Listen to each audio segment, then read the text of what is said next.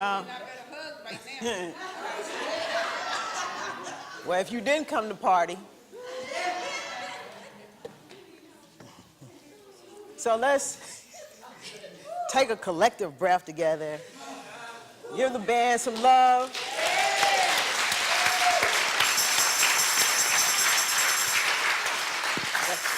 One, two, one, two, one, two. Nope. Yep. 1 2 1 2 1 2 1 2 1 2. Yep. Yep. Okay. All right. So let's do this real quick today because we've been in here for a while partying. So let's take a minute. I don't want us to miss out on this opportunity to be able to engage in acknowledging and loving each other. So please go and tell somebody hi, look in their eyes, let them know that they matter. Give somebody a hug.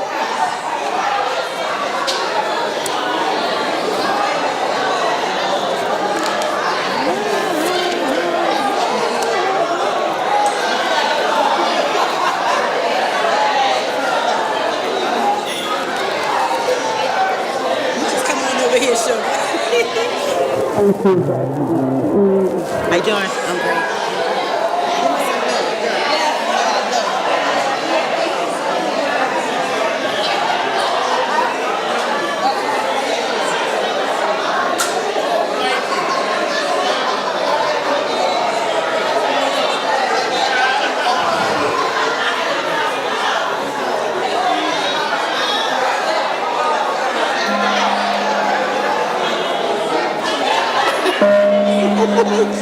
Sorry, you mad at what you know that.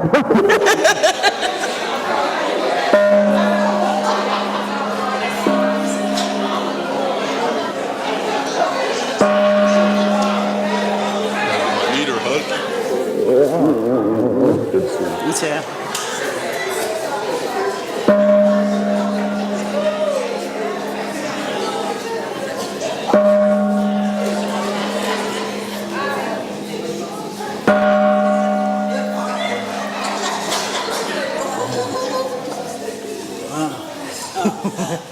All right.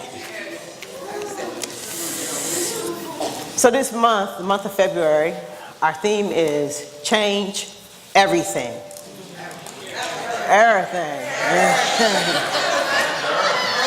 Change everything. The principles we'll be working with today, that's found on it might be a trifold in the back of your seat that you can read along with me if you like. Take with you to be with a little longer. But the principle number 1, we believe in God, the living Spirit, Almighty One, indestructible, absolute, and self-existence cause. Number 2, we believe in the individualization of the Spirit in us and that all people are individualizations of the one Spirit. Number 4, we believe that heaven is within us and that we experience it to the degree that we become conscious of it. I don't know if all of you are aware, but we belong to a larger body called Centers for Spiritual Living. And a part of Centers for Spiritual Living, a part of its vision is that we awaken humanity to its spiritual magnificence. That we awaken humanity to its spiritual magnificence. And I love that. And if we're going to awaken humanity, that is, awaken ourselves to our own spiritual magnificence, we've got to change everything. And so, we are not here then to be satisfied. We are here to be free. We're not here to be satisfied. We're here to be free. I want to read a little bit this morning from Living the Science of Mind, the chapter titled, How to Build Your Tomorrow Today, starting on page 190. In it, Ernest Holmes says, life is an adventure in which we never know what is going to happen just beyond the turn of the road. But too often, our today is filled with regrets over the past. If we could convince ourselves that the limitations of the past need not be carried into the future, what a happy outlook we should have. He says, but since today is the only day in which we live, and yesterday has forever passed, the change that we need to make within ourselves must be made today. And so we have to live each day as though it were complete and perfect within itself. We have to live each day as though all the joy there is in the universe were ours now. And we have to live each day as though all the joy we ever expect to experience were ours now. He says then, let us deliberately resolve to change our thinking today and make up our minds that we can have confidence in life. He says that we can do this when our faith in life is greater than our fear. When our faith in life is greater than our fear. So in essence, what he's saying and what that reading called to mind for me is that we are whole, we are perfect, and we are complete. We are whole, perfect, and complete. And not only are we whole, perfect, and complete, but everything around us is whole, perfect, and complete. Not only is everything that is around us whole, perfect, and complete, but this day is whole, perfect, and complete. Whole, perfect, and complete. The day itself is complete. What if, upon waking, you and we would start our day off with this thought, that I'm whole, perfect, and complete. Everything around me is whole, perfect, and complete. That this very day is whole, perfect, and complete. What if we would have to change? We would have to change if we started our day off like that each and every day. You might have heard it said that there is this part of us that's never been hurt, never been harmed, never been abused, that is nothing has ever happened to. There's a part of each one of us that's never been hurt, never been harmed. And oftentimes this is referred to as spirit, our God self, the thing that is within us. And the Tao names it the inexhaustible self. The inexhaustible self. In Wayne Dyer's book,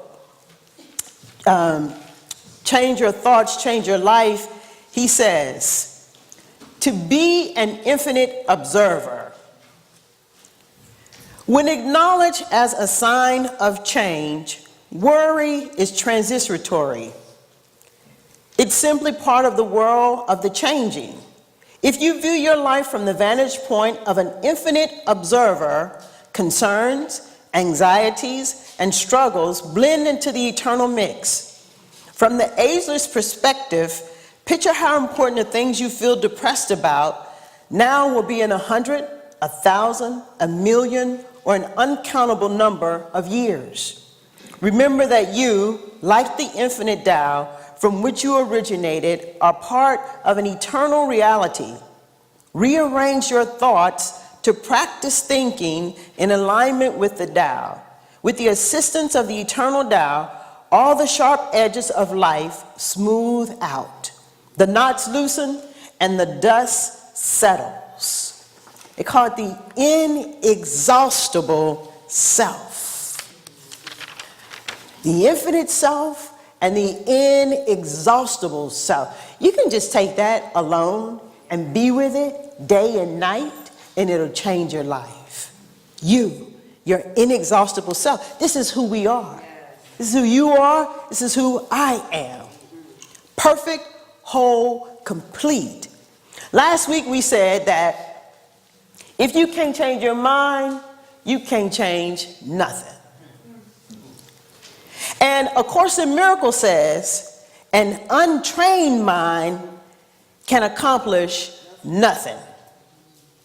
An untrained mind can accomplish nothing. Turn to your neighbor and let them know, if you can't train your mind, you can't change nothing. Tell them one more time, if you can't train your mind, you can't change nothing. You have to train your mind so that you can change your mind. You have to train your mind so that you can train your mind. And training your mind is becoming aware. The training that I'm talking about is each and every one of us becoming aware of who we are, of what is inexhaustible about us, to become aware of the infinite power and presence that we are, to begin to notice who we are all the time. We do this so that we can bring about the light to our greatest fears. It's why we do it. It's the only way for us to awaken ourselves to our spiritual magnificence. When we bring about the light to our greatest fears. Because the truth is that if you can't see it, you can't free it. If you can't see it, if you can't see your greatest fear, if you can't see your greatest regret, you can't free it. So to bring the light to our greatest regrets, and some of us, we do. We have some great, great regrets that we carry with us day and night. And so you might be asking yourself then, how can I begin to change? How can I begin to change when I don't know how? How can I begin to change when I don't know where to start? How can I begin to change when the pain is so deep? How can I begin to change when I have a family to take care of? How can I begin to change? And where do I start when the disappointment is so overwhelming? When the disappointment is so overwhelming, where do I start when the choices I made in the past are all consuming? Where do I start when the choices I made in the past are all consuming? When it's all I can think about? How do I start to change? Where do I start when there's so much? Well, we start in becoming aware of the thing within us that is inexhaustible. We start by becoming aware of the thing that is infinite within us. We begin to notice what we have created around us. We begin to take notice of what we've created around us, because creation doesn't occur around us. Creation occurs from the ground up. Not around us, but from the ground up. Now, I'm going to go ahead and admit to you, I have another reading. It might be a little bit long. So, for those of you who say, I don't have any readings that long, it's happening today. Because I want you to get the message here. So I'm reading a little bit more today from The Untethered Soul by Michael Singer. If you don't have this book, I highly recommend that you pick it up. In it, in chapter 9, titled, Removing Your Inner Thorn, he says, the spiritual journey is one of constant transformation. In order to grow, you must give up the struggle to remain the same and learn to embrace change at all times. One of the most important areas requiring change is how we solve our personal problems.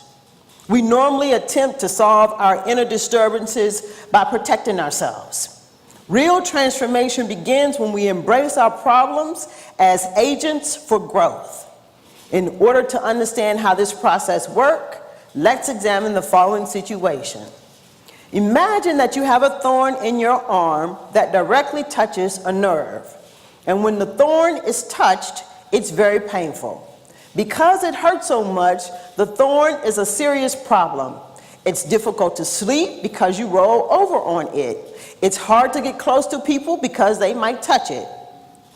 It makes your daily life very difficult. You can't even go for a walk in the woods because you might brush the thorn against the branches. This thorn is your constant source of disturbance. And to solve the problem, you only have two choices.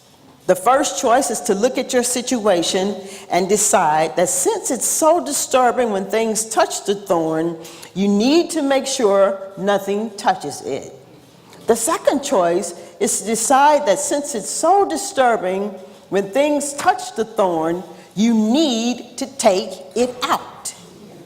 Believe it or not, the effects of the choice you make will determine the course of the rest of your life. Let me read it again. Believe it or not, the effects of the choice you make will determine the course of the rest of your life. This is one of the core level structural decisions that lay the foundation for your future. A little bit more. Now, let's begin with the first choice and explore how it will affect your life. If you decide you have to keep things from touching the thorn, then that becomes the work of a lifetime. If you want to go for a walk in the woods, you'll have to thin out the branches to make sure they don't brush against them. Since you often roll over and touch the thorn when you sleep, you'll have to find a solution for that as well. Perhaps you could design an apparatus that acts as a protective device. If you really put a lot of energy into it and your solution seemed to work, you would think that you had solved your problem. You'd say, I can sleep now. And guess what? I got to go on TV to give a testimonial. Anybody who has the thorn problem can get my protective device, and I can even get paid royalties. So now, you've got a whole life built around this thorn, and you're proud of it. You keep the woods thinned out, and you wear the apparatus to bed at night. But now, you have a new problem. You fell in love. This is a problem because in your situation, it's hard to even hug. Nobody can touch you because they might touch the thorn. So you design another kind of device that allows closeness amongst people without actually touching. Eventually, you decide you want total mobility without having to worry about the thorn anymore. So you make a full-time device that doesn't have to be unstrapped at night or changed over for hugging and other daily activities. But it's heavy. So you put wheels on it, control it with the hydraulics, and install collision sensors. It's actually quite an impressive device. Of course, you had to change the doors in the house so that the protective apparatus could get through. But at least now you can live your life. You can go to work, go to sleep, and get close to people. So you announce to everyone, I have solved my problem. I am free. I am a free being. I can go anywhere I want. I can do anything I want. This thorn used to run my life. Now it doesn't run anything. The truth is, the thorn completely runs your entire life. It affects all your decisions, including where you go, whom you're comfortable with, and who's comfortable with you. It determines where you're allowed to work, what house you can live in, and what kind of bed you can sleep on at night. When it's all said and done, that thorn is running every aspect of your life. Turns out that the life of protecting yourself from your problem becomes a perfect reflection of the problem itself.